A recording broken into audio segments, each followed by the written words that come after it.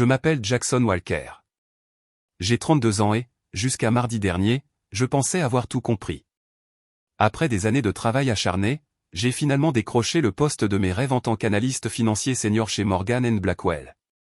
Mais il a suffi d'un après-midi pour que mon image professionnelle soigneusement construite s'effondre. Lorsque mes parents ont fait irruption dans notre immeuble de bureau en criant que j'avais détruit notre famille parce que je refusais de payer le loyer de mon frère Tyler, ils m'ont traité de traître devant tout le monde, y compris mon patron. Avant de plonger dans ce cauchemar absolu, dites-moi dans les commentaires d'où vous regardez et cliquez sur le bouton j'aime et abonnez-vous pour soutenir d'autres personnes confrontées à des drames financiers familiaux. J'ai grandi à Lexington, une banlieue de classe moyenne juste à l'extérieur de Boston, avec mes parents, Harold et Diana Walker. De l'extérieur, nous ressemblions à la famille américaine parfaite. Papa travaillait comme vendeur d'assurance, maman était institutrice, et ils ont élevé 2 garçons dans une modeste maison coloniale de 3 chambres avec une cour bien entretenue. Mais les apparences peuvent être trompeuses. D'aussi loin que je me souvienne, il y a toujours eu une différence flagrante dans la façon dont mes parents me traitaient par rapport à mon jeune frère, Tyler. Tyler a 3 ans de moins que moi, et alors que l'on attendait de moi que je maintienne des notes parfaites, que je garde ma chambre impeccable et que je travaille à temps partiel à partir de 16 ans, Tyler était autorisé à traverser la vie avec des attentes minimales. Quand il rapportait des C et des D, mes parents disaient « Il n'a tout simplement pas les mêmes dispositions scolaires que toi, Jackson.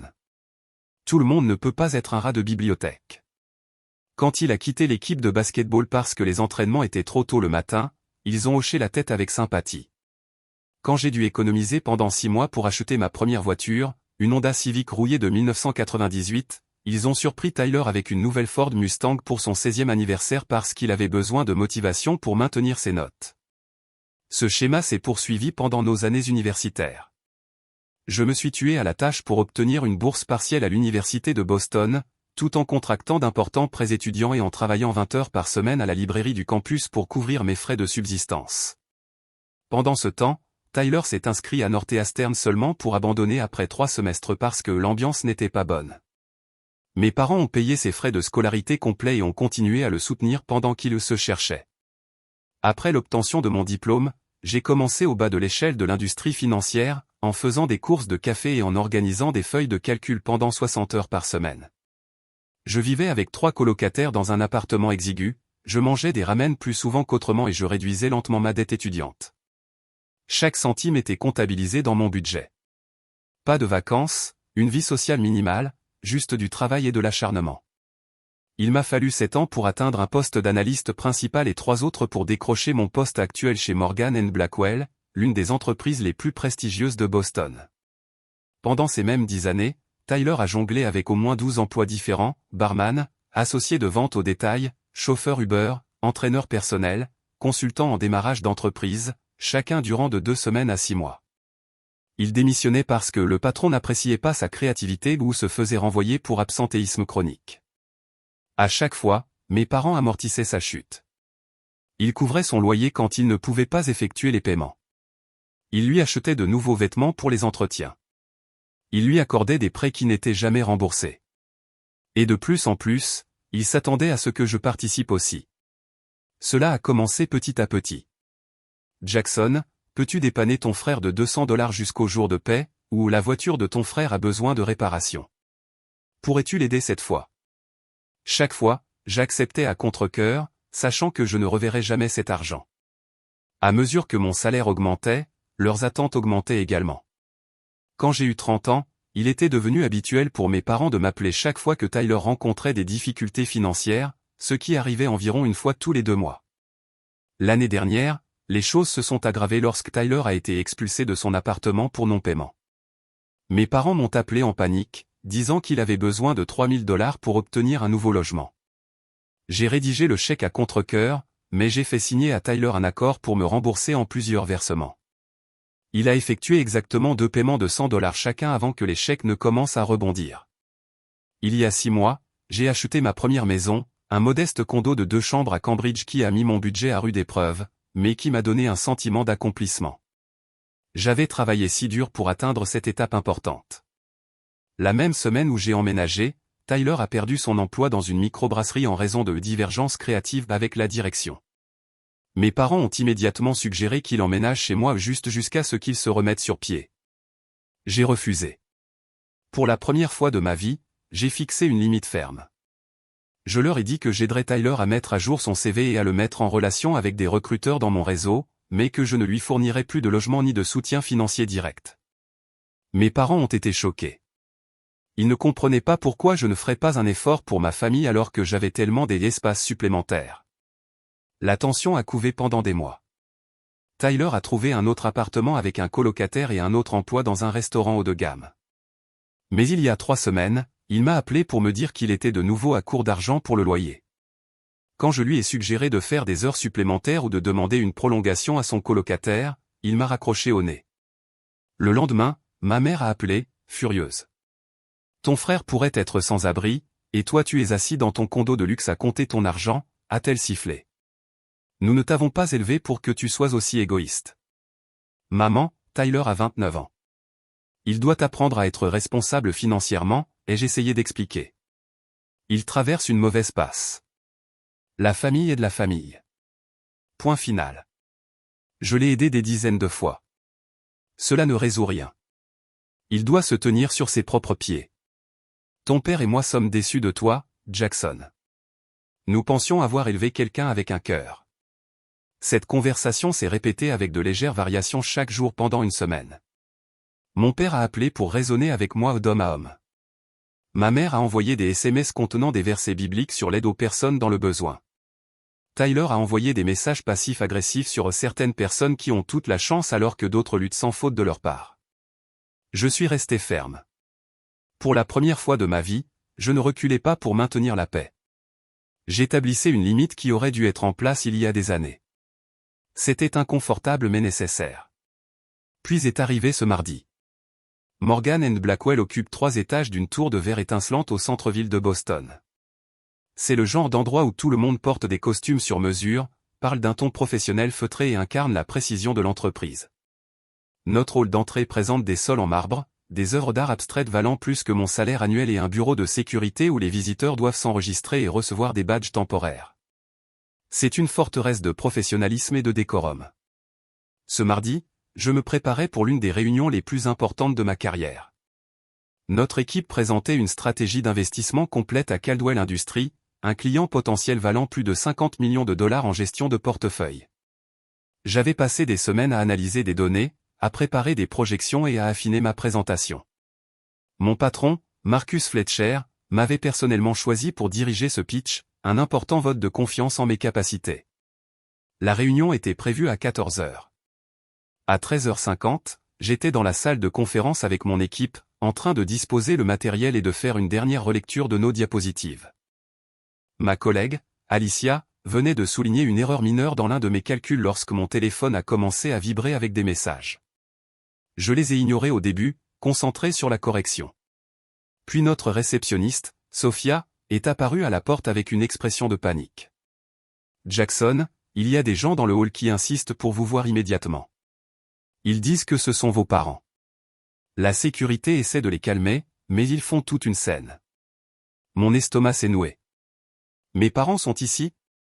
Oui, et ils semblent très contrariés. Ils crient quelque chose à propos d'obligations familiales. Je me suis excusé, disant à mon équipe que je m'en occuperais rapidement. Alors que je me précipitais vers le hall, la bulle professionnelle que j'avais construite autour de moi a commencé à se dissoudre. 2 mondes que j'avais délibérément gardés séparés étaient sur le point de se heurter de manière catastrophique. Je pouvais entendre l'agitation avant même de tourner au coin de la rue. La voix tonitruante de mon père résonnait dans le hall de marbre. Nous devons voir notre fils maintenant. C'est une urgence familiale. En entrant dans le hall, la scène était pire que ce que j'avais imaginé. Mon père, rouge de colère dans son polo et son pantalon kaki froissé, était penché sur le bureau de la sécurité, pointant son doigt vers le garde. Ma mère se tenait à côté de lui dans ses vêtements de jardinage, serrant son sac à main comme une arme. Plusieurs de mes collègues étaient sortis de leur bureau pour assister à la perturbation, y compris Marcus, qui était apparemment descendu pour vérifier le retard de notre réunion. « Maman, papa, qu'est-ce que vous faites ici ?» ai-je demandé, en luttant pour garder ma voix calme et professionnelle. Ils se sont retournés au son de ma voix. « Le voilà !» s'est exclamée ma mère. Le grand ponte qui laisse son propre frère vivre dans la rue. Jackson, a retenti la voix de mon père dans le hall, nous t'avons élevé mieux que ça. Ton frère va être expulsé aujourd'hui s'il ne trouve pas l'argent du loyer. J'étais parfaitement conscient de tous ceux qui regardaient, les agents de sécurité, les réceptionnistes, mes collègues, mon patron. Ma réputation professionnelle s'effondrait en temps réel.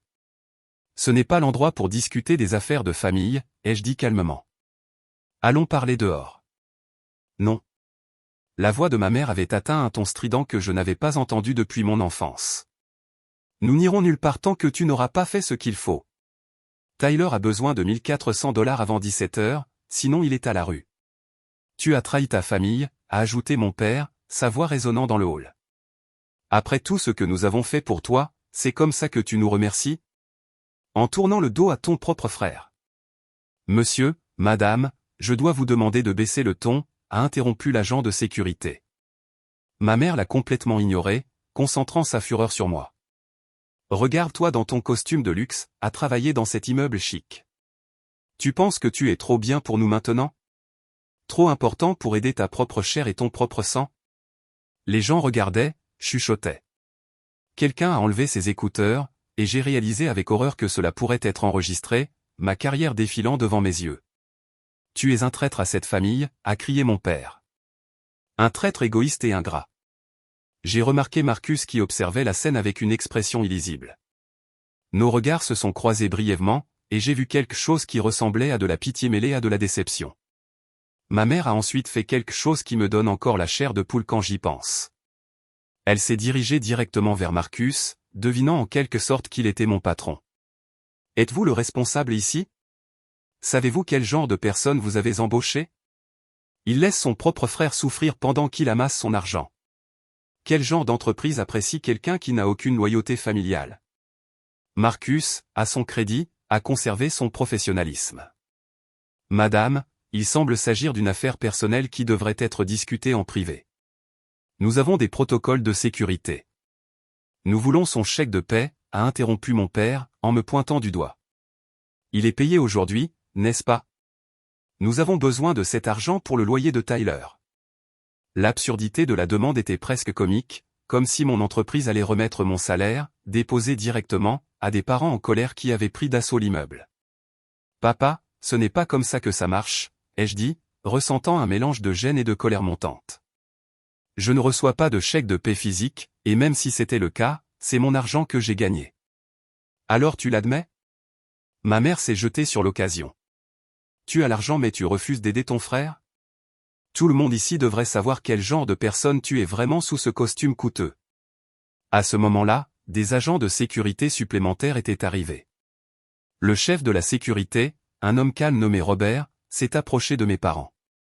Monsieur, madame, je dois vous demander de quitter les lieux immédiatement, sinon nous serons obligés d'appeler la police. Appelez-les, a défié mon père. Laissez-les voir comment un fils abandonne sa famille dans le besoin. Robert a fait un signe de tête subtil à son équipe, et 2 agents de sécurité se sont placés de chaque côté de mes parents. Ceci est votre dernier avertissement, a dit Robert fermement. Ma mère s'est tournée vers moi, les larmes coulant maintenant sur son visage. Jackson, s'il te plaît. Tyler sera sans abri. Est-ce ce que tu veux? Voir ton frère à la rue? Pendant un instant, j'ai presque hésité. L'habitude de toute une vie de maintenir la paix, d'être le responsable, de régler les problèmes familiaux, a presque outrepassé ma résolution. Mais ensuite, je me suis souvenu des douzaines de fois où j'avais déjà aidé, sans que rien ne change. Maman, papa, je vous aime, mais vous devez partir. Nous pouvons en parler plus tard, en privé. Tu choisis ces gens plutôt que ta famille. Mon père a fait un geste sauvage vers mes collègues. Je choisis de ne pas avoir cette conversation ici, ai-je répondu, ma voix enfin stable. Alors que la sécurité commençait à les escorter vers la sortie, ma mère a prononcé sa dernière réplique, assez fort pour que tout le monde l'entende. Ne vous donnez pas la peine de venir à Thanksgiving. Vous n'êtes pas les bienvenus chez nous si vous n'aidez pas votre propre frère. Ils étaient enfin partis, mais le mal était fait. Le hall est lentement revenu à une activité normale, bien que les chuchotements et les regards dans ma direction aient continué. Marcus s'est approché de moi, son expression grave. Jackson, je crois que nous avons une réunion à mener, a-t-il dit calmement. Pouvez-vous vous ressaisir et nous rejoindre dans 5 minutes? Oui, monsieur. Je m'excuse pour la perturbation. Nous en discuterons plus tard, a-t-il dit, puis s'est tourné et s'est dirigé vers les ascenseurs. Je suis resté dans le hall, mon armure professionnelle en morceaux autour de moi, essayant de comprendre comment j'allais faire face à une salle pleine de clients potentiels et de collègues après ce dont ils venaient d'être témoins. Les conséquences immédiates de l'incident du bureau ont été un tsunami numérique.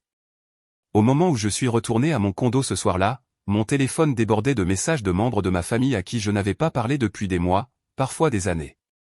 Jackson, comment as-tu pu faire ça à ton frère? La famille passe toujours en premier. Oncle Robert, tes parents ont le cœur brisé. Tu dois réparer ça, mon fils. Cousin Mark, mec, Tyler squatte sur notre canapé. Il dit que tu as plein d'argent mais que tu as refusé de l'aider. Pas cool, mec. Ma mère avait apparemment mené une campagne complète, contactant toutes les branches de notre arbre généalogique pour les informer de ma trahison. Le récit familial avait été établi, Jackson, le fils qui a réussi, avait abandonné son frère en difficulté par cupidité et égoïsme. Les messages les plus douloureux venaient de ma grand-mère, qui avait toujours été mon plus grand soutien. Jackson mon cher, je suis sûr qu'il doit y avoir un malentendu. Tu as toujours été un si bon garçon. S'il te plaît, appelle tes parents et arrange ça. On ne devrait pas laisser les désaccords familiaux s'envenimer. Je me suis assis sur mon canapé, toujours dans mes vêtements de travail, essayant de formuler des réponses qui ne mettraient pas d'huile sur le feu familial. Avant que je puisse répondre à qui que ce soit, mon téléphone a sonné. C'était Tyler. Salut, grand ponte, a-t-il dit, sa voix légèrement pâteuse. Je pouvais dire qu'il avait bu. J'espère que ton travail de luxe est toujours intact après la visite de maman et papa. Tyler, est-ce que tu les as poussés à faire ça, ai-je demandé, essayant de ne pas mettre d'accusation dans ma voix. Moi? Pas question. Mais ils n'ont pas tort, tu sais. Je suis littéralement sur le point de me retrouver à la rue, et toi tu vis dans ton parfait petit condo, sans t'en soucier. Ce n'est pas juste. Je t'ai aidé d'innombrables fois. Ouais, et maintenant, quand j'en ai vraiment besoin, tu me laisses tomber. C'est ça l'amour fraternel, Jackson. Qu'est-il arrivé à ton travail au restaurant? Tu as dit que tu gagnais de bons pourboires. Je me suis fait virer parce que le directeur m'en voulait. Ce n'est pas de ma faute. Ce type est un vrai connard. C'était toujours la même histoire. Rien n'était jamais de la faute de Tyler. Il y avait toujours quelqu'un d'autre à blâmer, un patron déraisonnable, un collègue jaloux, un système injuste. Écoute, dis-je, tentant une approche différente, je peux t'aider à trouver un autre emploi. J'ai des contacts. Je n'ai pas besoin de tes contacts caritatifs, cracha-t-il. J'ai besoin d'argent pour le loyer aujourd'hui. Mais tu es trop occupé à jouer au banquier pour te soucier de ton propre frère. Je t'ai déjà donné de l'argent avant, plusieurs fois. Ça ne résout jamais rien, Tyler. Sérieusement, Jackson, profite de ta vie parfaite pendant que je dors dans ma voiture. Il raccrocha. Je suis resté assis là à regarder mon téléphone, ressentant un mélange de culpabilité, de colère et d'épuisement. Une partie de moi se demandait encore si je faisais la bonne chose. Peut-être devrais-je simplement payer son loyer cette dernière fois. Non, cette façon de penser était exactement la raison pour laquelle nous étions dans cette situation. Il y avait toujours une dernière fois. Ce n'est jamais vraiment devenu la dernière fois. Le lendemain matin, je me suis réveillé avec un texto de ma cousine Jessica, le seul membre de la famille qui semblait comprendre ma position. Et, j'ai entendu ce qui s'est passé. Pour ce que ça vaut, je pense que tu as raison de fixer des limites. Tyler profite de tout le monde depuis des années. Tu veux prendre un café ce week-end? C'était une petite bouée de sauvetage au milieu du chaos familial, et j'ai accepté avec gratitude. Ce week-end-là, Jessica m'a rejoint dans un café tranquille loin de mes lieux de prédilection habituels, craignant de croiser d'autres membres de la famille. C'est devenu assez moche, confirma-t-elle en mélangeant son latte. Tante Diana n'arrête pas d'appeler tout le monde, en pleurant que tu as abandonné la famille. Oncle Harold menace de changer leur testament. Pour un mois de loyer, demandai-je incrédule. Ce n'est pas une question de loyer, Jackson. C'est une question de contrôle. Ils ont contrôlé Tyler toute sa vie en le rendant dépendant d'eux. Ils t'ont contrôlé en te faisant sentir responsable de tout réparer. Maintenant, Tu brises ce schéma, et ils ne savent pas comment gérer ça. La perspective de Jessica était éclairante. Au cours de notre conversation, elle a révélé que mes parents avaient demandé de l'argent à ses parents pour couvrir le loyer de Tyler, ce qu'ils avaient fait. Tyler n'était pas sans abri. Il n'était même pas en retard sur son loyer. Mes parents avaient résolu le problème sans mon intervention, comme ils le faisaient toujours. Donc toute cette scène dramatique à mon bureau était complètement inutile, dis-je, ressentant une nouvelle vague de colère. À peu près. Mais je pense qu'ils voulaient te punir pour avoir dit non, pour s'assurer que tu ne le ferais plus. Une semaine plus tard, j'ai reçu un texto de ma mère. Dîner de famille ce dimanche à 17h. Nous devons discuter des événements récents en famille. Contre mon meilleur jugement, j'ai accepté d'y assister. Je me suis dit que c'était une occasion de mettre les choses au clair, d'expliquer ma position calmement et rationnellement. Peut-être que, loin de l'agitation du moment, il comprendrait mon point de vue. Je ne pouvais pas me tromper davantage. Quand je suis arrivé chez mes parents, la table de la salle à manger était mise pour 12 personnes, et non pour les 4 que j'avais prévues. Ma tante et mon oncle étaient là, ainsi que 3 cousins et leurs conjoints, et Tyler, bien sûr, l'air suffisant dans une nouvelle chemise que je ne reconnaissais pas. Ce n'était pas un dîner de famille. C'était une intervention. Pendant 2 heures atroces, je suis resté assis à cette table pendant que divers membres de la famille se relayaient pour expliquer pourquoi mon comportement était égoïste, anti-chrétien et contraire aux valeurs de la famille Walker. Mon père avait préparé un discours sur l'importance de la loyauté familiale. Ma mère a pleuré en disant qu'elle avait échoué en tant que parent à m'inculquer des valeurs appropriées. Ma tante a suggéré que je souffrais peut-être de dépression ou d'anxiété qui affectait mon jugement. Tyler a parfaitement joué son rôle, le frère humblé en difficulté qui ne voulait pas causer de problème mais qui avait juste besoin d'un peu d'aide pendant une période difficile. Il a parlé de ses projets de s'inscrire au collège communautaire, de ses idées pour une petite entreprise, de son travail bénévole dans un refuge pour animaux local, ce qui était nouveau pour moi. Il était l'image d'un potentiel méconnu, ayant juste besoin d'un petit coup de pouce pour s'épanouir. Quand j'ai essayé de souligner que Tyler avait continuellement des périodes difficiles depuis 10 ans, mon oncle m'a interrompu pour me rappeler que tout le monde n'a pas la chance d'avoir les mêmes opportunités. Quand j'ai mentionné les multiples fois où j'avais déjà fourni une aide financière, ma mère l'a écarté comme de l'histoire ancienne. La goutte d'eau qui a fait déborder le vase est survenue lorsque Tyler, les larmes aux yeux, a déclaré « Je n'ai jamais voulu être un fardeau. Je t'ai toujours admiré, Jackson. Je ne comprends tout simplement pas pourquoi tu me détestes autant maintenant. » Je ne te déteste pas, dis-je, ma voix s'élevant malgré mes efforts pour rester calme. Mais ce schéma n'est sain pour aucun d'entre nous. Tu dois apprendre à te tenir sur tes propres pieds. Tu vois, intervint mon père. Tu penses que tu es meilleur que ton frère, meilleur que nous tous. Ce n'est pas ce que j'ai dit. Nous t'avons entendu haut et fort à ton bureau chic, ajouta ma mère. Tu as fait ton choix, ton travail et ton argent avant ta famille.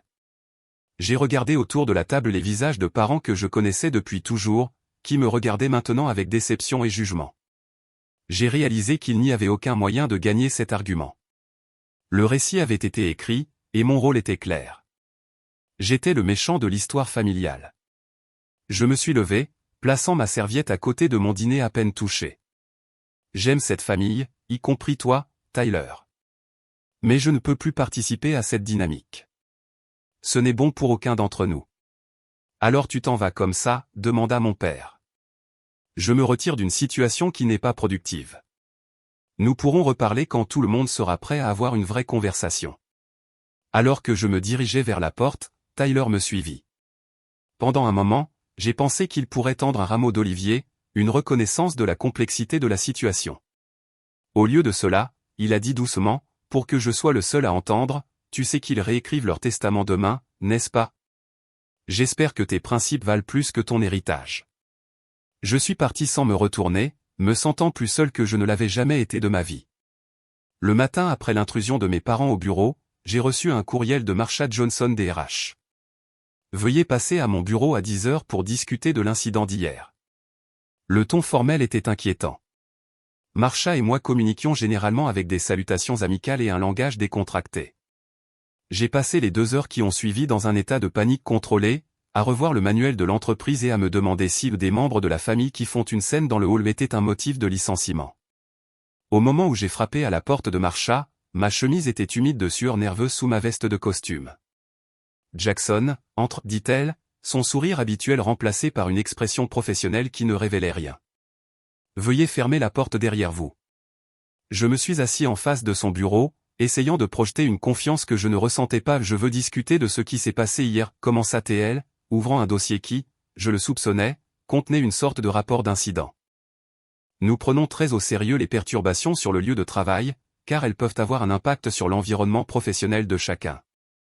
Je comprends parfaitement, dis-je, et je tiens à m'excuser pour le comportement de ma famille. C'était inapproprié et cela ne se reproduira plus.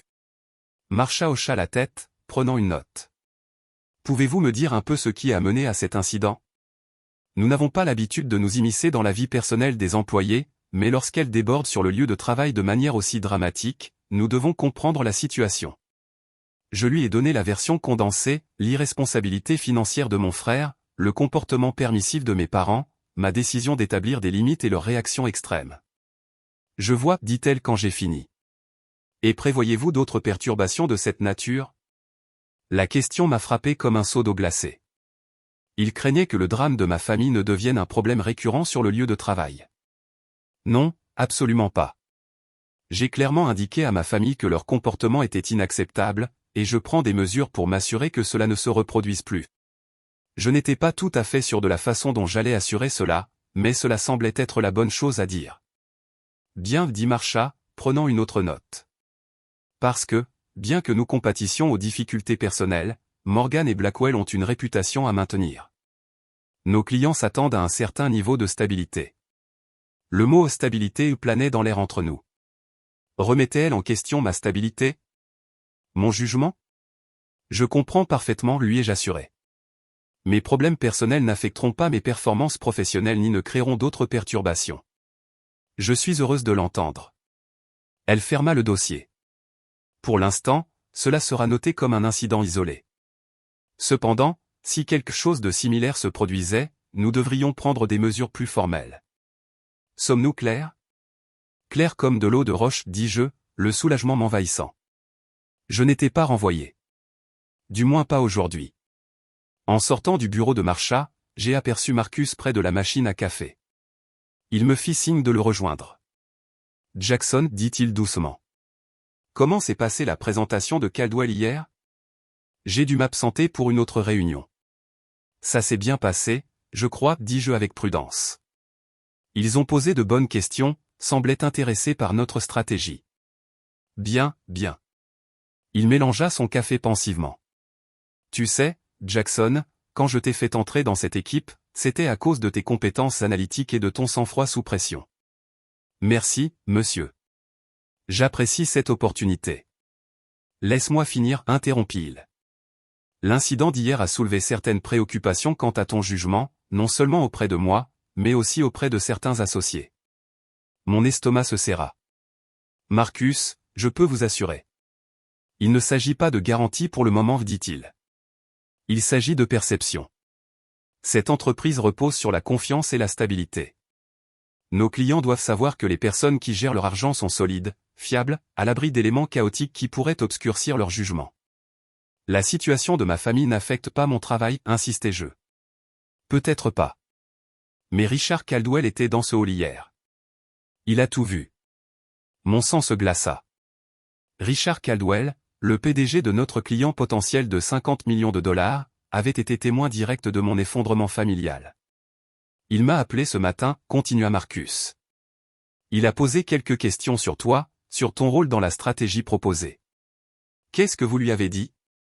La vérité, que tu es l'un de nos meilleurs analystes. Que tout le monde a des complications familiales parfois, que j'ai pleinement confiance en tes capacités. Il fit une pause. Mais je vais être honnête, Jackson, il semblait inquiet. Je vais l'appeler personnellement, proposai-je. Lui expliquer la situation. Non, dit Marcus fermement. Cela ne ferait qu'attirer davantage l'attention sur la situation. Pour l'instant, j'ai décidé de réattribuer le compte Caldwell à l'équipe de Jennifer. Jennifer Mills était ma concurrente directe pour le poste de directeur que nous convoitions tous les deux. C'était un coup dur. Je comprends, dis-je, essayant de masquer ma déception. C'est temporaire, m'assura Marcus. Juste le temps que ça se calme. En attendant, je te mets sur le portefeuille Westfield. C'est plus petit, mais toujours important. Le compte Westfield représentait environ 1/10 de la taille de Caldwell Industries. C'était l'équivalent professionnel d'un passage de l'équipe universitaire à l'équipe junior. Merci pour cette opportunité, dis-je mécaniquement. Au cours des 2 semaines suivantes, les conséquences professionnelles ont continué à se faire sentir. J'ai remarqué que mes collègues me traitaient différemment, certains avec un malaise évident, d'autres avec une curiosité à peine voilée. Les conversations s'arrêtaient quand j'entrais dans la salle de pause. J'ai reçu moins d'invitations à boire un verre après le travail. Alicia, qui avait toujours été amicale, communiquait maintenant principalement par courriel plutôt que de s'arrêter à mon bureau. Un moment particulièrement douloureux est survenu lorsque j'ai entendu 2 analystes d'une autre équipe parler dans les toilettes des hommes. Tu as entendu parler de ce type dont les parents sont arrivés et ont fait une scène? Walker, c'est ça? Dans l'équipe de Fletcher. Ouais. Apparemment, toute sa famille est un bordel. Son frère est une sorte de bon à rien. Aïe. Ça te fait te poser des questions sur son jugement, tu vois? Genre, comment peux-tu faire confiance à quelqu'un pour gérer des millions quand il n'arrive même pas à gérer sa propre famille? Je suis resté dans les toilettes jusqu'à ce qu'il soit parti, mon visage brûlant d'humiliation. La semaine suivante, j'ai reçu un courriel concernant l'avancement des évaluations annuelles des performances. La mienne était prévue pour le lundi suivant, soit 3 semaines plus tôt que prévu. Cela ne pouvait pas être une bonne nouvelle. Le week-end avant mon évaluation, j'ai à peine dormi. J'ai préparé une documentation exhaustive de tous mes projets réussis, des témoignages de clients et des revenus que j'avais générés pour l'entreprise. J'ai pratiqué des réponses aux critiques potentielles, répété des explications sur la situation de ma famille et préparé des promesses concernant les futures limites. Lundi matin, je suis arrivé 1 heure plus tôt, j'ai relu mes notes une dernière fois et je me suis dirigé vers le bureau de Marcus à l'heure convenue. Jackson, entre, dit-il, en me désignant la chaise en face de son bureau. Contrairement à l'approche clinique de Marsha, Marcus semblait sincèrement mal à l'aise. Comment ça va? Je vais bien, mentis-je. J'ai hâte de discuter de mes contributions à l'équipe.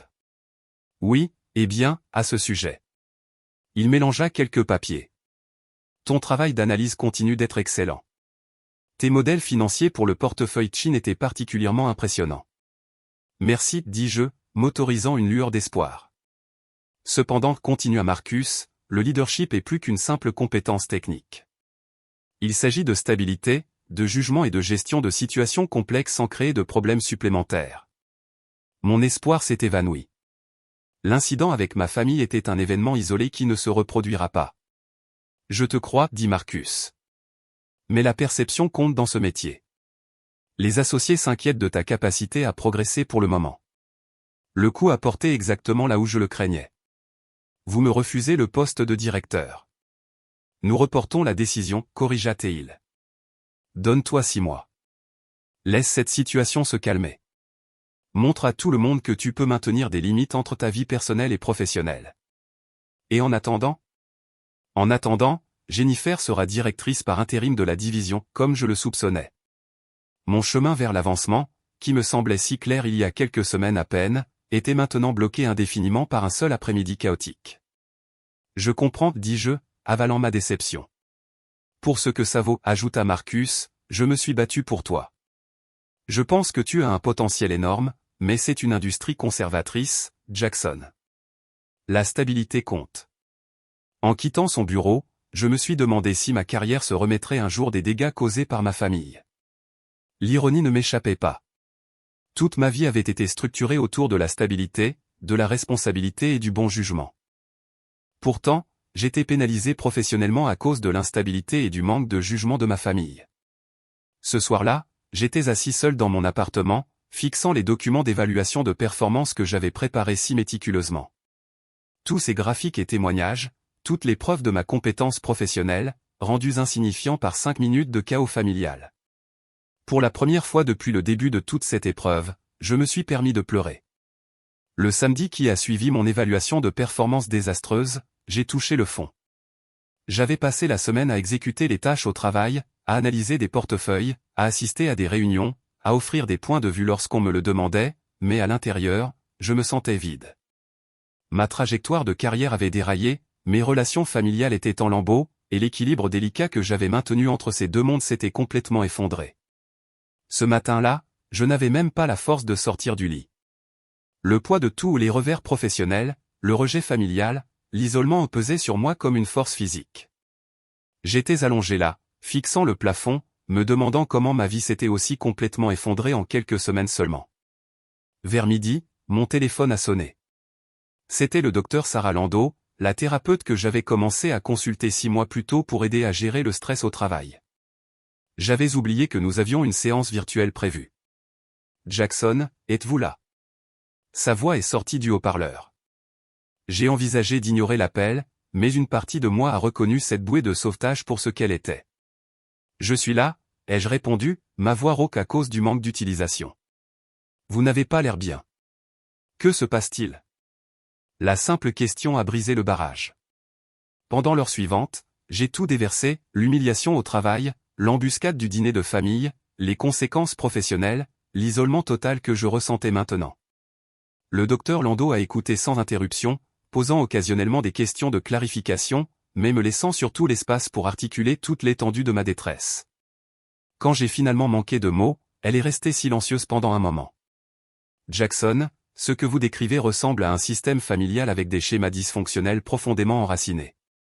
Votre décision de fixer des limites était saine, mais les systèmes résistent au changement, souvent violemment.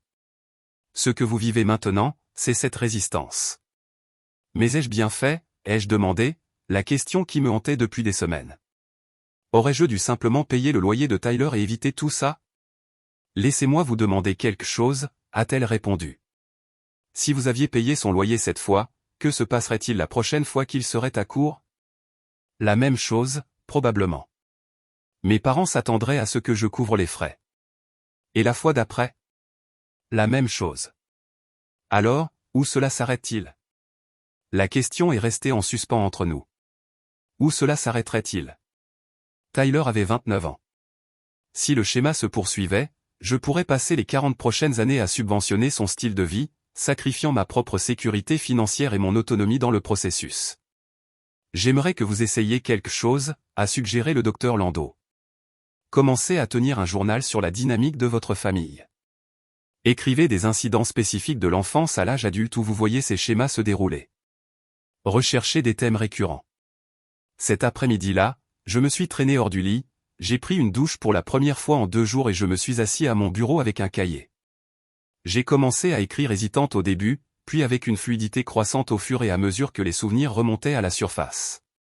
J'ai écrit sur la fois où j'ai gagné un concours de mathématiques en 6e année, et mes parents ont passé le dîner de célébration à parler de la difficulté de Tyler avec la division longue et du besoin d'attention supplémentaire. J'ai écrit sur ma remise de diplôme d'études secondaires, où mes réussites scolaires étaient considérées comme normales, tandis que la moyenne de celles de Tyler était saluée comme se donnant vraiment à fond cette année. J'ai écrit sur le Noël où mes parents m'ont offert une carte cadeau pratique, tandis que Tyler a reçu le système de jeu coûteux que j'espérais, parce que tu es si responsable avec l'argent, et il a besoin de plus d'encouragement. Page après page, le schéma est devenu indéniable. J'avais toujours été désigné comme le responsable, le capable, celui qui n'avait pas besoin de soutien parce que je pouvais gérer les choses moi-même. Tyler avait toujours été présenté comme vulnérable, ayant besoin d'aide supplémentaire, méritant des attentes moins élevées. Il ne s'agissait pas seulement d'argent. Il s'agissait d'une dynamique familiale fondamentale qui avait façonné nos 2 identités. Au cours de la semaine suivante, je me suis plongé dans la recherche sur les systèmes familiaux, les comportements de soutien excessifs et les limites financières. J'ai trouvé des forums en ligne pour les personnes ayant des frères et sœurs financièrement irresponsables. J'ai lu des livres sur les enfants adultes de parents émotionnellement immatures. Chaque ressource fournissait des pièces d'un puzzle que je n'avais jamais entièrement vu auparavant. Un article en particulier sur le soutien financier excessif m'a frappé comme une révélation. Lorsque nous sauvons à plusieurs reprises quelqu'un des conséquences de ses mauvaises décisions financières, nous ne l'aidons pas. Nous le handicapons. Nous envoyons le message qu'il est incapable de gérer sa propre vie et qu'il sera toujours secouru. Ce n'est pas de l'amour. C'est du manque de respect déguisé en soutien. Les mots ont profondément résonné. Avais-je été complice du manque de respect envers Tyler toutes ces années en participant au schéma familial de le secourir? En le traitant comme incapable? en ne lui permettant jamais de subir les conséquences naturelles de ses choix? Lors de ma prochaine séance de thérapie, j'ai partagé ces réflexions avec le docteur Landau. Vous faites un travail important, Jackson, a-t-elle affirmé. Comprendre ces schémas est la première étape pour les changer. Mais ma famille me déteste maintenant, ai-je souligné. Ils pensent que je suis égoïste et cruel. Ils réagissent à la perturbation du rôle, a-t-elle expliqué. Pendant des décennies, vous avez joué le rôle de sauveteur responsable. Maintenant, vous sortez de ce rôle, et cela menace tout le système familial. La réaction négative ne signifie pas que vous avez tort. Cela signifie que vous changez quelque chose de fondamental. Le week-end suivant, j'ai assisté à un atelier intitulé Limites et équilibre dans les relations dans un centre communautaire local. C'est là que j'ai rencontré Ryan, un architecte de 36 ans qui avait vécu une situation remarquablement similaire avec sa sœur. Elle n'a pas travaillé pendant 3 ans, m'a dit Ryan autour d'un café après l'atelier. Elle vivait juste au crochet de mes parents et de moi, il y avait toujours une excuse concernant le marché du travail, ou ses activités créatives, ou quoi que ce soit. Quand j'ai finalement coupé les vivres, ma mère ne m'a pas parlé pendant 6 mois. Comment avez-vous géré ça, ai-je demandé. Mal au début, a-t-il admis avec un sourire ironique. J'ai failli céder une douzaine de fois, mais j'avais un bon ami qui n'arrêtait pas de me rappeler que parfois, la chose la plus gentille que vous puissiez faire pour quelqu'un est d'arrêter de le protéger de la réalité. Et votre sœur a touché le fond? Elle a vécu dans sa voiture pendant 2 semaines. C'était horrible. Il a fait une pause. Puis elle a trouvé un emploi dans un centre d'appel. Ce n'était pas glamour, mais c'était stable. 6 mois plus tard, elle s'est inscrite à un collège communautaire. Maintenant, elle est hygiéniste dentaire et elle a son propre appartement. Nous avons en fait une meilleure relation que nous n'en avons eu depuis des années. Alors, ça a marché, ai-je dit, ressentant une lueur d'espoir. C'était désordonné et douloureux, mais oui, finalement, ça a marché. Le plus difficile a été d'accepter que je ne pouvais pas contrôler la façon dont les autres réagissaient. Ni ma sœur, ni mes parents. Je ne pouvais contrôler que mes propres limites. Cette conversation avec Ryan m'est restée en tête. Le lendemain, j'ai appelé mon meilleur ami, Michael, qui m'avait laissé des messages de plus en plus inquiets que j'étais trop déprimé pour y répondre. Bon sang, Jackson, j'étais sur le point de signaler ta disparition, a-t-il dit quand j'ai finalement décroché. Désolé, ça a été beaucoup. Raconte-moi tout, a-t-il dit. Et c'est ce que j'ai fait. Contrairement à ma famille, Michael a écouté sans jugement. Quand j'ai terminé toute cette histoire sordide, il est resté silencieux pendant un moment. Tu sais à quoi ça me fait penser, a-t-il finalement dit. Tu te souviens à la fac quand je sortais avec Amber, et elle n'arrêtait pas de me tromper, et je n'arrêtais pas de lui pardonner parce que je pensais qu'elle avait besoin de mon soutien pour surmonter ses problèmes. Je me souvenais très bien. Michael avait été malheureux, pris dans une relation toxique qui l'avait épuisé émotionnellement et financièrement. C'est toi qui m'as finalement dit que je méritais mieux, a-t-il poursuivi.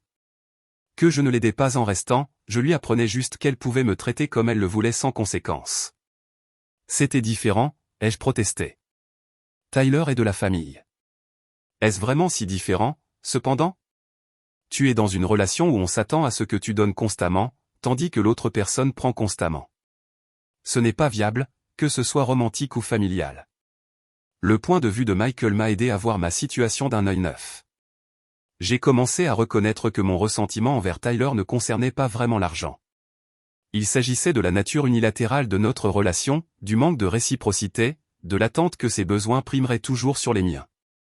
Ce soir-là, j'ai écrit dans mon journal, peut-être que la chose la plus aimante que je puisse faire pour Tyler est d'arrêter de participer à une dynamique qui le maintient dépendant et limité. Peut-être que la chose la plus aimante que je puisse faire pour moi-même est d'arrêter d'accepter des bribes d'approbation en échange du fardeau de tous les autres. Ce n'était pas une résolution complète, mais c'était le début de la clarté. Pour la première fois depuis l'incident au bureau, j'ai dormi toute la nuit sans me réveiller en sueur à cause de l'anxiété. Je commençais à retrouver mes repères, non pas malgré la fixation de limites, mais grâce à elle. Après des semaines de réflexion, de thérapie et de conversation avec des amis qui me soutenaient, je savais qu'il était temps de prendre des mesures concrètes pour aborder la situation familiale. Le traitement silencieux de mes parents se poursuivait, avec seulement des textos occasionnels de ma mère me demandant si j'avais repris mes esprits. Tyler avait apparemment emménagé temporairement chez nos parents, selon ma cousine Jessica. J'ai décidé d'écrire un courriel complet à mes parents et à Tyler, exposant clairement et avec compassion ma position. J'ai passé un dimanche entier à le rédiger, le révisant à plusieurs reprises pour m'assurer qu'il transmettait mes limites sans dureté inutile. Le docteur Landau l'a examiné lors de notre séance, m'aidant à affiner le langage pour qu'il soit ferme mais pas agressif. La version finale disait « Chère maman, papa et Tyler, je vous écris parce que je veux clarifier ma position concernant la situation financière actuelle, car j'ai l'impression qu'il y a eu des malentendus et des émotions exacerbées qui ont empêché une conversation productive. Tout d'abord, je tiens à déclarer sans équivoque que je vous aime tous. Ma décision de ne pas fournir d'aide financière supplémentaire à Tyler n'est pas motivée par un manque d'attention ou de loyauté familiale, mais par la conviction sincère que la poursuite du modèle de sauvetage financier est en fin de compte préjudiciable à toutes les personnes impliquées, en particulier Tyler. Au cours des 10 dernières années, j'ai contribué à hauteur d'environ 19 000 $ aux différentes urgences financières de Tyler. J'ai joint une feuille de calcul avec les dates et les montants pour référence à chaque fois. L'entente était qu'il s'agissait d'une aide temporaire pendant une circonstance inhabituelle. Cependant, ces urgences sont devenues un modèle plutôt que des exceptions. À l'avenir, voici les limites que je dois établir pour mon propre bien-être et ce que je crois être le mieux pour nos relations familiales. Je ne fournirai pas d'aide financière directe à Tyler pour le loyer, les factures ou les dépenses quotidiennes. Je suis heureux d'aider Tyler de manière non monétaire, notamment en examinant son curriculum vitae, en le mettant en relation avec des opportunités d'emploi dans mon réseau ou en lui fournissant des conseils sur la budgétisation et la planification financière. Je demande que les discussions concernant mes décisions financières ne soient pas partagées avec les membres de la famille élargie, car cela crée des divisions et des blessures inutiles. Je demande le respect de ma réputation professionnelle, ce qui inclut de ne pas venir sur mon lieu de travail pour discuter des affaires familiales. Ces limites ne sont pas des punitions ou des expressions de colère. Ce sont des lignes directrices nécessaires pour que je puisse maintenir ma propre santé financière et émotionnelle tout en faisant toujours partie de cette famille. Je reste ouvert à des conversations calmes et respectueuses sur ces questions lorsque tout le monde sera prêt. Notre relation me manque et j'espère que nous pourrons trouver un moyen d'avancer qui respecte les besoins et les limites de chacun. Avec amour. Jackson. J'ai cliqué sur envoyer avant de pouvoir hésiter, puis j'ai pris une profonde inspiration. Quoi qu'il arrive ensuite, j'avais clairement exprimé ma position et mes limites. Les réponses sont arrivées en quelques heures, et elles étaient exactement ce à quoi je m'attendais. Mon père, ce courriel froid et clinique ne fait que confirmer ce que nous savions déjà. Tu te soucies plus de l'argent que de la famille. Quand tu seras prêt à agir comme un vrai frère et un vrai fils, fais-le nous savoir. Ma mère, je t'ai élevé mieux que ça, Jackson. Verset biblique après verset biblique sur l'aide aux nécessiteux, et tu nous envoies une feuille de calcul. Mon cœur est brisé. Tyler n'a pas répondu directement à mon courriel, mais il a publié sur Instagram ce soir-là, certaines personnes pensent qu'avoir de l'argent les rend meilleurs que tout le monde. Le sang ne signifie rien pour eux. Bien que douloureuses, ces réponses n'ont pas ébranlé ma détermination comme elles l'auraient fait autrefois. J'avais anticipé la manipulation émotionnelle et j'y étais préparé. Ce à quoi je ne m'attendais pas, c'était à un appel du propriétaire de mes parents, Monsieur Greenberg, le lendemain. Jackson, c'est Howard Greenberg. Je suis propriétaire de l'immeuble où vivent vos parents. Ils m'ont donné votre numéro et m'ont dit que vous vous occupiez de la situation de location de votre frère. C'était une nouvelle tactique. Apparemment, mes parents avaient dit à leur propriétaire que je paierais pour que Tyler ait un appartement séparé sur leur propriété sans me consulter au préalable. Je suis désolé, Monsieur Greenberg, mais il y a eu un malentendu. Je ne suis pas en mesure de gérer les arrangements de logement de mon frère. Oh, dit-il d'un ton confus. Votre mère a insisté pour que vous versiez la compte demain. Ils ont déjà commencé à emménager les affaires de votre frère dans l'unité 3B. Je vous prie de m'excuser pour cette confusion, mais ce ne sera pas possible. Mon frère devra prendre d'autres dispositions. Après avoir raccroché, j'ai reçu une avalanche de SMS de ma mère, m'accusant de les avoir mis dans l'embarras devant leur propriétaire et d'avoir planté Tyler, dans la panade, après que, tout avait été arrangé. Je n'ai pas répondu. Au lieu de cela, j'ai appelé Tyler directement. À ma grande surprise, il a répondu. « Qu'est-ce que tu veux » a-t-il demandé, la voix sur la défensive. « Je veux t'aider à trouver un emploi » ai-je dit. « Pas te donner de l'argent, mais vraiment t'aider à construire quelque chose de durable. »« Garde ta charité » a-t-il raillé. Maman et papa m'aident. Tyler, ils t'aident depuis des années. Est-ce que ça a amélioré ta vie? Es-tu plus heureux, plus indépendant? Il y a eu une longue pause. Tout le monde ne veut pas de ta définition du succès, Jackson. On ne peut pas tous être des robots en costume dans des bureaux chics. Il ne s'agit pas de ma définition du succès. Il s'agit de ta capacité à payer ton propre loyer, à tes conditions, en faisant un travail qui a vraiment du sens pour toi. Autre pause. Je dois y aller. Maman a besoin d'aide pour quelque chose. Ce n'était pas grand-chose, mais c'était la première conversation que nous avions eue depuis des semaines qui ne s'était pas transformée en accusation. C'était comme la plus petite fissure dans la glace. La prochaine escalade est survenue 3 jours plus tard. Ma mère a appelé mon téléphone portable 15 fois de suite pendant que j'étais en réunion. Lorsque j'ai finalement pu sortir pour consulter mes messages, il y avait un message vocal: « Ton père et moi sommes prêts à révéler publiquement comment tu as abandonné ta famille. Nous avons un cousin qui travaille au Boston Globe. C'est ce que tu veux? Que tous tes amis du travail lisent quel genre de personne tu es vraiment? » C'était une menace en l'air. Notre cousin éloigné Randy était un opérateur de presse à imprimer, pas un journaliste, mais cela signalait une escalade inquiétante. J'ai consulté une amie avocate, Diane, pour savoir si cela constituait du harcèlement et quelles étaient mes options. Techniquement, tu pourrais demander une injonction de cesser et de s'abstenir, a-t-elle conseillé. Mais honnêtement, Jackson, une action en justice contre tes parents ne ferait qu'ajouter de l'huile sur le feu. Documente tout, bloque-les temporairement si nécessaire, mais garde les mesures légales en dernier recours absolu. J'ai suivi ces conseils, en programmant les numéros de mes parents pour qu'ils aillent directement à la messagerie vocale et en créant un dossier de courriel séparé pour leurs messages afin qu'ils ne m'attaquent pas pendant ma journée de travail. J'ai documenté chaque tentative de contact et chaque menace dans un journal détaillé, en espérant ne jamais avoir à l'utiliser. Au travail, j'ai eu une conversation franche avec Marcus au sujet de l'amélioration des protocoles de sécurité du bureau. Je ne prévois pas d'autres incidents, lui ai-je assuré, mais je veux être proactif pour m'assurer qu'il ne pourrait pas y avoir de répétition de ce qui s'est passé. Il a semblé impressionné par mon approche.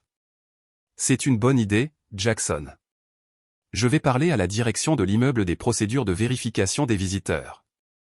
Pendant ce temps, j'ai poursuivi ma planification financière personnelle avec une concentration renouvelée. J'ai rencontré mon conseiller financier pour m'assurer que mes comptes de retraite et mes investissements étaient correctement structurés. J'ai mis à jour mon testament, en supprimant mes parents et Tyler comme bénéficiaires et en désignant plutôt plusieurs organismes de bienfaisance et ma cousine Jessica. C'était un acte symbolique plus que pratique. Mes actifs étaient modestes, mais cela représentait mon engagement à maintenir des limites, même au-delà de ma vie. De petites victoires ont commencé à émerger. 2 semaines après mon courriel, ma tante Patricia, l'une de mes critiques les plus sévères au début, m'a appelé. J'ai pensé à ce que tu as dit dans ce courriel, a-t-elle commencé maladroitement, au sujet de la tendance au sauvetage financier, et j'ai réalisé que nous avons fait la même chose avec ton cousin Marc. Disant des urgences qui n'arrêtent jamais d'être des urgences. C'est un cycle difficile à briser. J'ai reconnu. Comment as-tu trouvé la force de dire non, a-t-elle demandé. Nous avons parlé pendant près d'1 heure.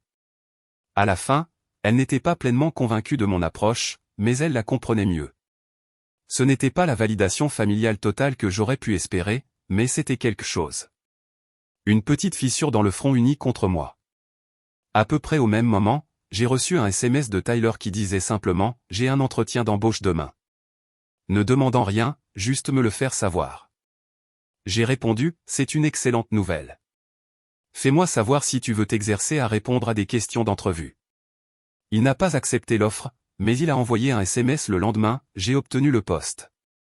Cuisinier de ligne chez Davison S, à partir de lundi. Félicitations, ai-je répondu. C'est une excellente nouvelle. Encore une fois, ce n'était pas une réconciliation, mais c'était une communication sans hostilité. Un petit pas en avant. Au travail, les choses se stabilisaient lentement. Le portefeuille Westfield qui m'avait été réattribué fonctionnait bien sous ma gestion. Les collègues qui m'évitaient avaient recommencé à interagir normalement alors que l'incident au bureau s'éloignait de la mémoire immédiate. Je me suis concentré sur le fait d'être impeccablement professionnel, arriver tôt, produire des analyses exceptionnelles et maintenir un comportement calme et posé, quel que soit le chaos familial qui tourbillonnait en arrière-plan. Un soir, alors que je quittais le bureau, Marcus m'a arrêté. L'examen trimestriel de Westfield était impressionnant, a-t-il dit. Leur chef des finances a spécifiquement mentionné votre analyse de la section des marchés émergents. Merci, ai-je dit. Je me suis concentré davantage sur l'identification des opportunités dans ce secteur. Il a acquiescé. Ce genre de travail ne passe pas inaperçu, Jackson. Continue comme ça. Ce n'était pas une promesse que le poste de directeur serait reconsidéré, mais c'était la reconnaissance de ma valeur professionnelle, distincte du drame familial qui m'avait temporairement défini sur le lieu de travail. Chacun de ces petits moments a contribué à renforcer ma détermination. Les limites que j'avais établies étaient douloureuses à court terme, mais commençaient à créer un espace pour que des schémas plus sains émergent. Je n'étais pas assez naïf pour penser que des décennies de dynamique familiale changeraient du jour au lendemain. Mais pour la première fois peut-être dans ma vie d'adulte, j'avais l'impression d'agir à partir d'un lieu de clarté plutôt que d'obligation. Comme mon thérapeute l'avait suggéré, j'apprenais que je ne pouvais pas contrôler la façon dont les autres réagissaient à mes limites. Je ne pouvais contrôler que mes propres actions et réactions. Certains jours étaient encore incroyablement difficiles. L'absence de la relation facile que j'avais autrefois avec mes parents me manquait. Je m'inquiétais pour Tyler, malgré sa manipulation. Je ressentais l'absence de tradition et de liens familiaux. Mais parallèlement à ce deuil, je découvrais un nouveau sens du respect de soi. Chaque fois que je maintenais une limite malgré la pression, chaque fois que je répondais à l'hostilité par une clarté calme plutôt que par une colère défensive, je construisais une base plus solide pour les relations qui pourraient être possibles à l'avenir. 6 semaines après l'incident au bureau, j'ai reçu un SMS de ma mère, « Ton père et moi sommes prêts à parler, si tu le es aussi. » Dîner du dimanche. Ce n'étaient pas des excuses. Ce n'était même pas une reconnaissance du mal qu'ils avaient causé. Mais c'était une ouverture, et j'ai décidé de la saisir, à mes conditions. J'aimerais bien, ai-je répondu. Et si nous nous rencontrions plutôt au Rosetta Café? Un terrain neutre serait peut-être mieux pour une première conversation. La limite était claire, je n'étais pas prêt à venir chez eux, où la dynamique du pouvoir les avait toujours favorisés. Si nous devions reconstruire une quelconque relation, ce serait sur un pied d'égalité. Ma mère n'a pas répondu immédiatement. Je l'imaginais en train d'en discuter avec mon père, tous deux s'irritant de ma contre-offre, la considérant peut-être comme un autre rejet. Finalement, sa réponse est arrivée, très bien. 17 heures. C'était une petite victoire, mais importante. La conversation à venir serait sans aucun doute difficile, mais pour la première fois, j'y entrerais en tant qu'adulte avec des limites claires plutôt qu'en tant que fils désespéré d'obtenir une approbation à tout prix. J'ai envoyé un SMS à Jessica, je dîne avec maman et papa ce dimanche. Souhaite-moi bonne chance. Sa réponse m'a fait sourire, tiens bon, ma cousine. Tu peux le faire. 6 mois après la scène catastrophique à mon bureau, j'étais assis à mon bureau en train d'examiner un rapport sur le rendement d'un portefeuille avec un sentiment de satisfaction tranquille. Le compte Caldwell, qui m'avait été retiré à la suite de l'intrusion de ma famille, était de nouveau sous ma gestion. Plus important encore, la promotion pour laquelle j'avais été mis de côté s'était finalement concrétisée. La plaque en laiton sur ma porte portait maintenant l'inscription « Jack Walker, directeur de la stratégie d'investissement ». Mon téléphone a vibré avec un SMS de Tyler, « J'ai l'appartement. J'emménage ce week-end. Tu as encore besoin d'aide avec cette bibliothèque IKEA? Si tu es libre, samedi matin, ça marche. » J'ai répondu, « J'apporterai le café. » Le chemin vers ce moment n'a été ni rapide ni facile. Le dîner avec mes parents au Rosetta Café 6 mois plus tôt avait été tendu et maladroit, avec de longs silences et une navigation prudente autour des sujets les plus douloureux. Mais c'était un début, le premier de nombreuses conversations difficiles qui ont lentement reconstruit un semblant de relation. Mon père avait été le plus réticent de mes parents, s'accrochant à sa conviction que l'obligation familiale devait primer sur toutes les autres considérations. Lors de notre 3e réunion, il avait finalement posé la question qui semblait le troubler le plus, quel genre de fils refuse d'aider son frère alors qu'il en a les moyens? J'avais pris une profonde inspiration avant de répondre, celui qui reconnaît que parfois l'aide n'est pas vraiment utile. Celui qui veut que son frère éprouve la dignité de résoudre ses propres problèmes. Ma mère était intervenue alors, me surprenant. Harold, tu te souviens quand ton père n'arrêtait pas de renflouer ton frère Jeff? Comment ça s'est terminé à long terme? C'était la première reconnaissance de l'un ou l'autre qu'il était possible que le rapproche avec Tyler n'ait pas été entièrement bénéfique.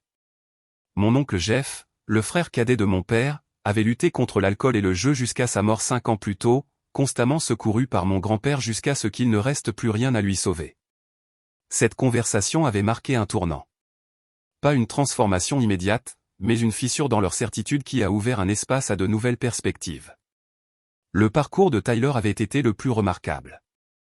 Après avoir obtenu le poste de cuisinier de ligne chez Davison S., il avait choqué tout le monde en non seulement conservant l'emploi, mais en y excellant. 3 mois plus tard, il était promu sous-chef. Pour la première fois de sa vie d'adulte, il recevait une reconnaissance basée sur sa performance réelle plutôt que sur des attentes réduites ou des liens familiaux. Je n'ai jamais pensé que je pouvais être bon dans quelque chose, avait-il admis lors d'un de nos dîners fraternels hésitants. Tout le monde a toujours agi comme si j'avais besoin d'une aide spéciale, comme si je ne pouvais pas gérer la vie normale. Après un certain temps, je l'ai cru aussi. Tu es plus capable que quiconque ne t'a donné le crédit d'être, lui avais-je dit, y compris toi-même et moi. Sa nouvelle confiance l'avait amené à s'inscrire à un cours de gestion culinaire au collège communautaire. Il ne demandait à personne de payer pour cela. Il avait demandé une aide financière et couvrait le reste avec ses propres revenus. Lorsqu'il m'a appelé pour me dire qu'il avait obtenu un A à sa première tâche importante, la fierté dans sa voix était indéniable. Je n'avais jamais vraiment essayé avant, a-t-il avoué. À quoi bon? Quelqu'un arrangerait toujours les choses si je me plantais. Bien sûr, tout n'avait pas été résolu. Ma relation avec mes parents restait compliquée. Il y avait encore des occasions où ils retombaient dans de vieux schémas, faisant des commentaires sur la façon dont je pouvais me permettre d'être plus généreux ou me rappelant les obligations familiales. Mais ces moments étaient maintenant accueillis avec des limites calmes plutôt qu'avec une soumission coupable ou une colère défensive. Au travail, les répercussions de l'incident familial s'étaient progressivement estompées. Marcus avait été impressionné par ma gestion professionnelle de la situation et par ma performance constante malgré les défis personnels. Lorsque le parent d'un jeune analyste s'était présenté ivre à un événement de l'entreprise, créant une scène, j'avais été celui qui avait géré calmement la situation, m'inspirant de ma propre expérience douloureuse pour aider mon collègue à naviguer dans les conséquences professionnelles avec dignité.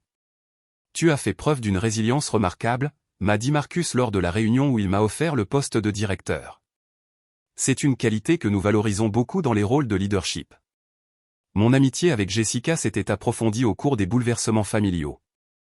Elle était restée à mes côtés alors que la plupart de la famille me donnait encore l'épaule froide, me donnant une perspective et un soutien quand j'en avais le plus besoin. Nous avons maintenant un dîner mensuel régulier où nous discutons de tout, des dynamiques familiales aux objectifs de carrière en passant par sa nouvelle relation avec un chirurgien pédiatrique qu'elle a rencontré au travail. Toutes les relations familiales ne s'étaient pas rétablies. Ma tante et mon oncle, les défenseurs les plus véhéments de Tyler au plus fort du conflit, me traitaient toujours avec une politesse glaciale lors des réunions familiales. Certaines blessures mettraient plus de temps à guérir que d'autres, et certaines pourraient ne jamais se refermer complètement. J'en étais venu à accepter cela comme faisant partie de l'établissement de limites nécessaires. Tout le monde ne comprendrait pas ou n'approuverait pas mes choix, et c'était d'accord. Les changements les plus profonds avaient été internes. Je ne mesurais plus ma valeur à mon utilité pour les autres ou à ma volonté de sacrifier mes propres besoins. J'avais appris à distinguer la générosité véritable de l'aide compulsive. J'avais découvert qu'un véritable soutien signifiait parfois permettre aux gens de faire face aux conséquences naturelles de leurs actions plutôt que de les protéger de la réalité. Un matin, environ 4 mois après l'incident au lieu de travail, j'avais reçu un courriel inattendu de Tyler. Je n'ai jamais dit merci de ne pas avoir payé mon loyer ce jour-là. C'était nul sur le moment, mais c'était le coup de pied au cul dont j'avais besoin. Je suis encore en train de comprendre les choses, mais pour la première fois, j'ai l'impression de ne peut-être pas être juste un raté de la famille. Ça vaut plus que de l'argent de loyer. C'était la justification dont je n'avais pas su que j'avais besoin. La confirmation que sous la douleur et le conflit, mon instinct avait été juste. Parfois, la chose la plus gentille que nous puissions faire pour quelqu'un est d'arrêter de le protéger de sa propre vie. Ce week-end dernier, j'avais aidé Tyler à emménager dans son nouvel appartement, le premier endroit qu'il avait obtenu entièrement par lui-même, avec ses propres revenus et sa propre vérification de crédit. Pendant que nous assemblions des meubles et déballions des boîtes, nous parlions de choses dont les frères parlent, de sport, de films, de sa nouvelle petite amie, de mon récent rendez-vous avec une femme de mon immeuble, des conversations normales qui avaient autrefois semblé impossibles sous le poids de la dépendance financière et du ressentiment. Mes parents s'étaient arrêtés brièvement pour déposer un cadeau de pendaison de crémaillère, un ensemble de vaisselle pratique plutôt qu'un cadeau extravagant qu'ils ne pouvaient pas se permettre. Des progrès, pas la perfection. Alors que je termine de partager cette histoire avec vous, je me souviens à quel point il est facile de confondre l'aide à la dépendance et l'amour et à quel point il peut être difficile de briser des schémas qui ont défini nos relations pendant des décennies. L'établissement de limites n'est pas égoïste, c'est souvent le choix le plus compatissant que nous puissions faire, tant pour nous-mêmes que pour ceux qui nous sont chers.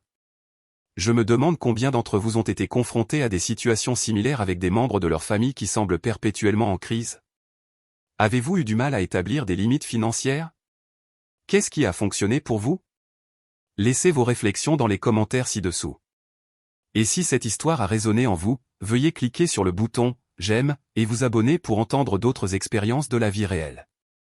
Merci d'avoir écouté mon histoire. Rappelez-vous que parfois, les décisions les plus difficiles mènent à la croissance la plus nécessaire, non seulement pour vous, mais pour toutes les personnes impliquées. Je vous souhaite courage et clarté dans vos propres parcours familiaux.